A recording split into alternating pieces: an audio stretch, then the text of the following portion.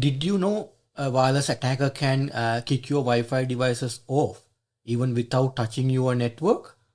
Let's see how and how to stop it. Now, if you know wireless, like a wireless use a frame type called Deauthentication frame, which is a normal frame used to disconnect a wireless client from access point. In a normal operation, this deauthentication frame used when client is connecting from the cell, there will be deauthentication frame being issued.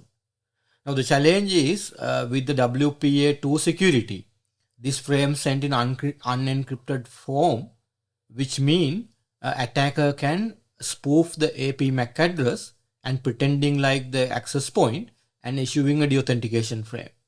Now once he issue a deauthentication frame, if you want to disconnect one client, you can issue deauthentication from the client MAC address. But if you want to disconnect everyone in the cell, simply attacker can send this frame to a broadcast MAC address. Now, the issue is in the WPA2, this is sending in the unencrypted form that can be exploited. So now the solution is something called protected management frame, which is ensuring those critical management frame will be go in the encrypted fashion. In that way, even attacker come and spoof the MAC address, they cannot really spoof all the sort of key detail. In that way, client devices will not trust those kind of spoof deauthentication frame. They will verify whether deauthentication frame coming from the genuine AP they initially associated with. So that way to simulate this or illustrate this, I have set up like my access point in the Meraki at the moment. So I have set it up for WPA2 security. Now typically WPA2 security, you may not have enabled PMF in your existing network. Why? Because PMF is not mandated with the WPA2. In that way, 90% of your wireless network worldwide just configured with WPA2 without PMF. Doesn't matter whether you implementing enterprise security or personal security, that only protecting the data frame. So now in wireless, there are three types of frame: management, control, and data. The WPA2 security providing security for only for the data frame. So that way, keep that in mind. It will not protect in the critical management frame. So that is mandated in WPA3. If you implementing WPA3, you are protecting those critical management frame. So that way now, the other thing to remember is, the only way to preventing this kind of denial of service attack is implementing WPA3. So that way now, if you have a WPA2 network, be aware those are vulnerable. Anybody can easily getting a devices like Flipper 0 and very easily attacking your wireless network and then creating a situation where no wireless client able to connect to your SSID. So now let me just demonstrate this first, and then I will show you how when you're implementing WPA3, this problem will go away. So now in my setup, let's get my Meraki setup. Now you can see here, I have a Meraki setup. I have few clients, a couple of Pixel phone, and then Samsung S21 phone available here. Now the Pixel 2 phone is an old device manufactured around 2017. So they are not supporting a WPA3. So these two devices supporting WPA3. Now my SSID configuration, if I show you the configuration, now its name is MRK-PT, SSID name, but important part here is the security. It's a simple password based, that means personal security, but security setting point of view, I have limited to WPA2 only, simulating most of your network today. So now PMF has been disabled. In that way, there are no protection for the management frame point of view. That would be the 90% of your wireless network as of today. Okay. Doesn't matter. This is nothing to do with the particular vendor. If you deploy your home network, always this is the case. An enterprise network, most enterprise networks, they keep the PMF disabled. because your WPA2 client may not supporting it today.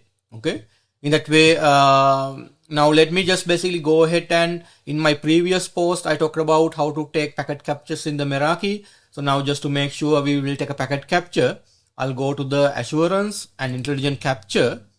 I will enable a packet capture. I have a one access point. I just download this packet capture. I will set it to 10 minutes maximum value. I don't think it will take 10 minutes to simulate this, but let's capture for 10 minutes. But sometime my access point operating all the 3 band, so in that way it will capture 5 GHz, 6 GHz as well. But our SSID I have configured for 2.4. In that way I'm interested on the 2.4 for this particular example. Now let's call this Wi-Fi Deauth attack or something like that, and let it start the capture. Okay, now it's packet being capturing. So now what I'm going to do is, let me just make sure I'll show you one more time the client detail. Now client got IP addresses 131 pixel 8, 136 pixel 2, 135 S21. So what I have done is actually I have initiated a ping command for this particular 3 devices, and let me just at this make sure showing 131, 136. I just want to get 135 as well. Now this side is this is the Pixel 2 phone, and this is Pixel 8 and S21 phone. Okay. Now what I'm going to do is actually I will go to my Flipper 0, and I will show you how easy to basically do this kind of deauthentication attack. Now in here, if I go back,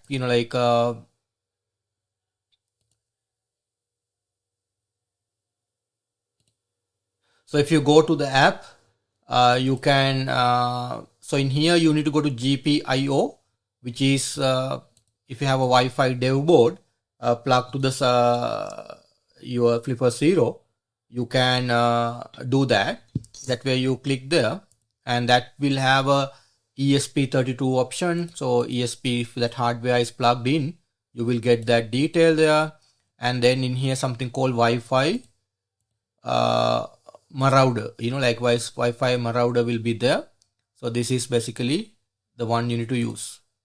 Now with this particular one, you can basically identify any existing environment, what access points are there, what channels they are basically beaconing, simply scanning the AP. Now let me show you. Once it's scanning the AP, now you can see, it's detecting different beacon frame. So this adapter or this particular board is supporting 2.4. In that way, it will identifying all the beacon frame, listening to the channel number as they are appearing, and they will scan those details. And then I have a scan few seconds. If I go back, and I can list those AP. Now if I click here, it will listing all the APs it detected. Now if you scroll down here, you should be able to find out our AP, which is broadcasting MRK-PT SSID. So in this particular case, I am basically attacking my own access point. Just make sure, whenever you use that, don't use against anybody's network. Make sure, you test with your own network. I just want to make sure highlight that. In here, you can see I have a lot of testing SSID. And then you can see MRK-P, MRK-PT. So number 31 is my access point. In that way, now you know this number. You basically go back and select your access point. Once you select this one, just put 31. That's the sort of your access point. You just put the number 3 and number 1, 31. And then you basically save this configuration. Now that IP being selected, now if you go back and if you scroll down further, you will see different attack types. Now in here you have multiple different Wi-Fi attacks listed there. Now I'm just going to basically only doing deauthentication attack and see what happened. Okay, so if you want to execute that, you just select that and see what happened in this particular setup. Now I am doing you can see all my Wi-Fi client got disconnected. Okay, so now this is now continuously my Flipper 0 is issuing a deauthentication frame. Then client trying to come and connect to this SSID, they are unable to connect. Like if I keep doing this attack, this will basically this is what we call denial of service. Nobody able to connect. My 3 client unable to connect. Okay. Now if I stop this attack, ideally you should be able to see these client connecting back, unless like they went to a different SSID. So let me just make sure they are still trying to connect to that SSID. So my phone is connected to a different SSID. I will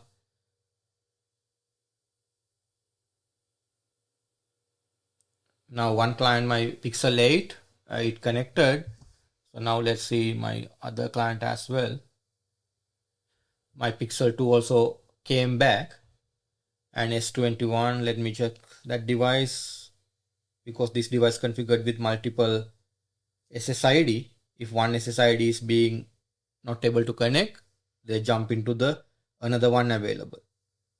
So I'm just checking the S21 because it's connected to a different SSID.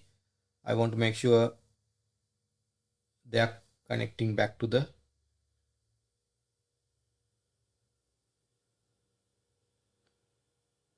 now that it's also connected. I just make sure in that way now all these particular 3 able to connect. Now you saw basically that is the sort of a problem with your existing network. Most of the network configured with the WPA2, either enterprise or personal, but we are not enabling PMF because of legacy client may not supporting PMF. Now if we go back to the slide, the solution being proposed is WPA3. In that way, your solution should be enable WPA3 on your SSID. So if you enable WPA3, your legacy WPA2 client may not be able to connect. So if you want to bring both of these client same SSID, what we need to enable a mode called transition mode. In that particular mode, we are basically allow WPA2 client to connect even without PMF. That means, remember, still he is vulnerable for this kind of attack. I will demonstrate that as well. Your WPA3 client, he will be protected. He will be not disconnecting in this kind of scenario. Okay. In that way, best solution is you upgrade your legacy client. If you have very old Wi-Fi client, get them replaced. That's the sort of best solution, and implement WPA3 only. But if you cannot do that one, at least go with the transition mode. So now one other thing to remember, if you are implementing 6 GHz Wi-Fi, that is only supporting WPA3. So you cannot bring WPA2 or transition mode to 6 GHz band. In that way, if you go to 6 GHz band, naturally you will get a uplifted Wi-Fi security. So in that way, key thing to remember is, WPA3 is the stronger defense for this kind of attack.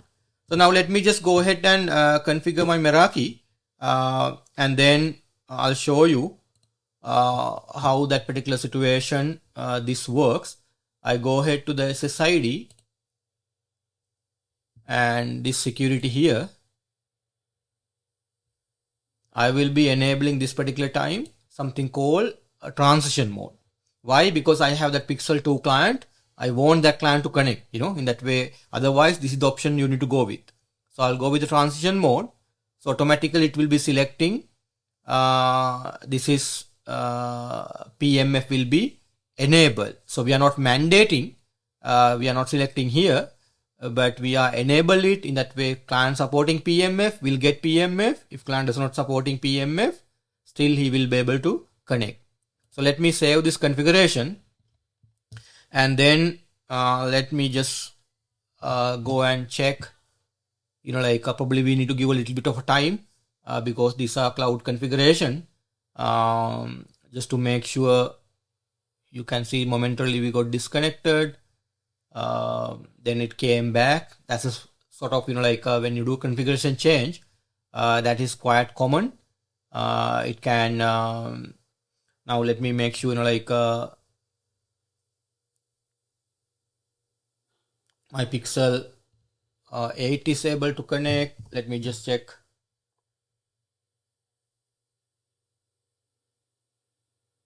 Now my Pixel 2 able to connect, and my Pixel S21 as well. I will check. He may be going to different SSID in this scenario. I need to bring it back to the same SSID. Yeah, he's going to different SSID, so I'll put it back to the, yeah, he came back as well. So now this should be, you can see now 3 client connected. Okay, 3 client connected. I will basically make sure it is connected. I will simulating attack again once this is stabilized. Now you can see I have now this particular time I have 3 client connected, but these 2 client should be using PMF because they are capable of PMF. But we will check. This is the Pixel 2 client. Once I originating attack in this particular time, expectation is this client will be disconnected, but these 2 clients should be not disturbed. Okay. So now again I will go ahead and issue in this particular attack. I'm originated that attack. Let's wait and see what's happening. Now you can see immediately your left hand side client become unreachable, but these 2 client is no problem. Okay, that's the importance of WPA3. With the PMF, even somebody attacking your doing a denial of service attack by issuing a continuous deauthentication frame, your legacy client being impacted because he is not using the protected management frame, but WPA3 capable client will get the protection. Okay, in that way I will not continuously do this particular one. Once I stop this particular attack, you will see this client also should come back. So in that way, this is very powerful. In that way, if you implementing WPA3, you are protecting your client. Otherwise, you will basically allow anybody to come and disturb your Wi-Fi network even without touching your network. Okay, now you can see the WPA to Pixel client also came back once we stop this attack. So now hopefully you get the idea. Now in that way, just remember, implement WPA3, either WPA3 only mode if you have a latest client, in the sense not having very legacy client. But if you have a legacy client, go with transition mode. That should at least protecting your WPA3 capable client, but legacy client still vulnerable. Okay, so now let's see whether we can get the packet capture and little bit of a packet capture as well. Now let's go to the assurance intelligent capture. Hopefully if you say stored captures, now we have this Deauth kind of attack. This is the capture I took. I hope it will have a let me download it and then see whether in Wireshark whether we can see a little bit of a detail before concluding this video. So now I'm opening with Wireshark.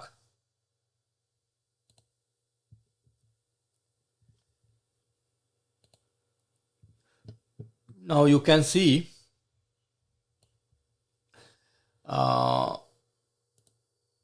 now first thing I would check is basically go and little bit of a check how long this packet capture being taken.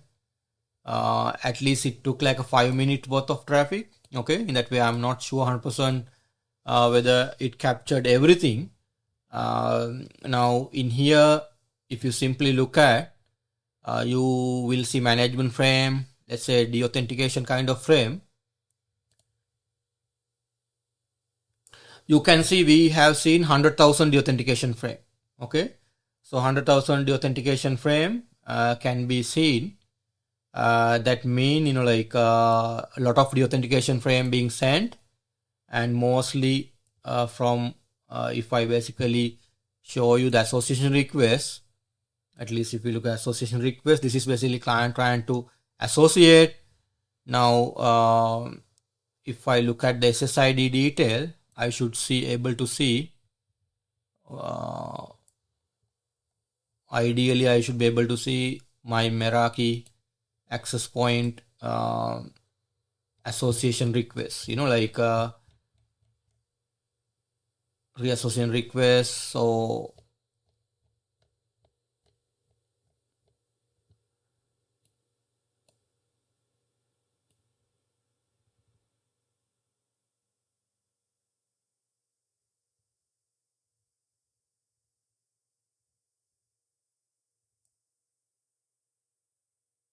now let's see the authentication frame, and let's filter by statistics.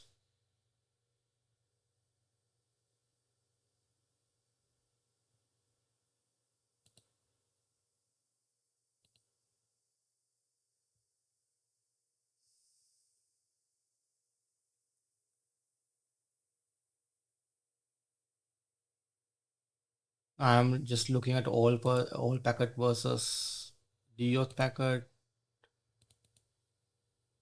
Use some red color here. You can see now Deauth packet typically like towards here you can see a lot of Deauth packets, like that's the time basically we initiating this kind of attack. It appeared to be like in the very first time.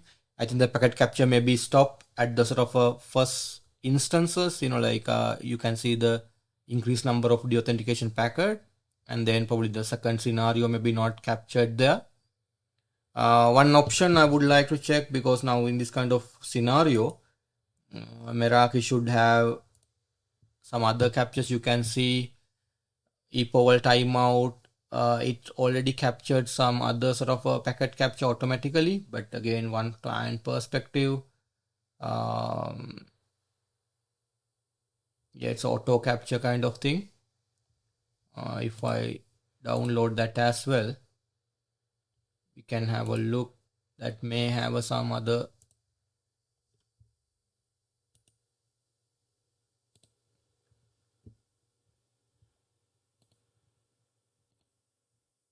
now this is that particular second capture, management association request. At least I can see one client trying to connect, like at least that is being captured that particular time. This is maybe my Pixel 2 phone. So now in here, because whenever this problem happen, it keep on trying, cannot connect. Okay, in that way, if we look at this client, let me filter for this particular client traffic and filter for, yeah, if you filter for this client traffic, probably you will not do the deauthentication frame, but at least I can show you the probably copy value and go to the frame filter, client MAC address, and use this.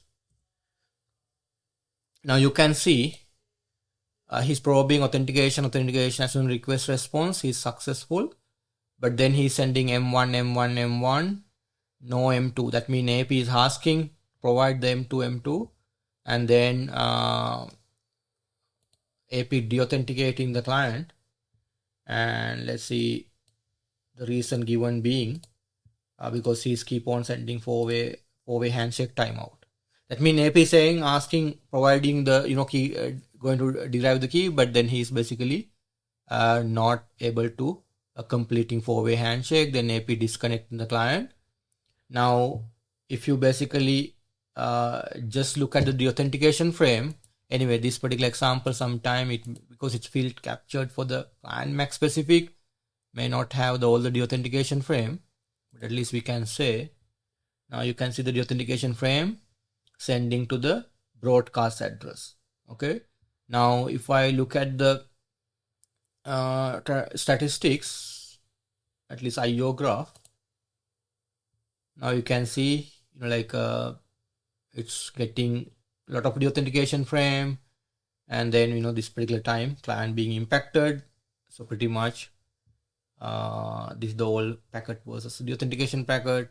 Pretty much you can see here no deauthentication. This may be the time we have the problem.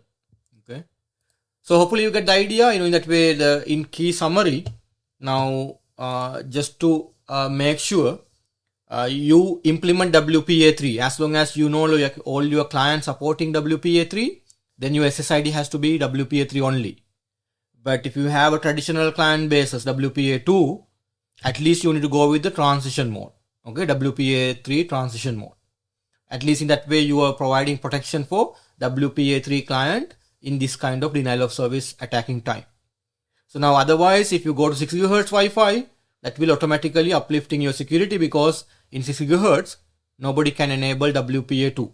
Okay, in that way you have a couple of choices, but go for WPA3, either transition or full WPA3 only mode. So WPA3 is your defense against this kind of attack. I hope this video is useful and you learn something out of that. I'll attach the captcha as well in case if you want to go through it and understand a bit more detail. Until I see you in another video, happy learning.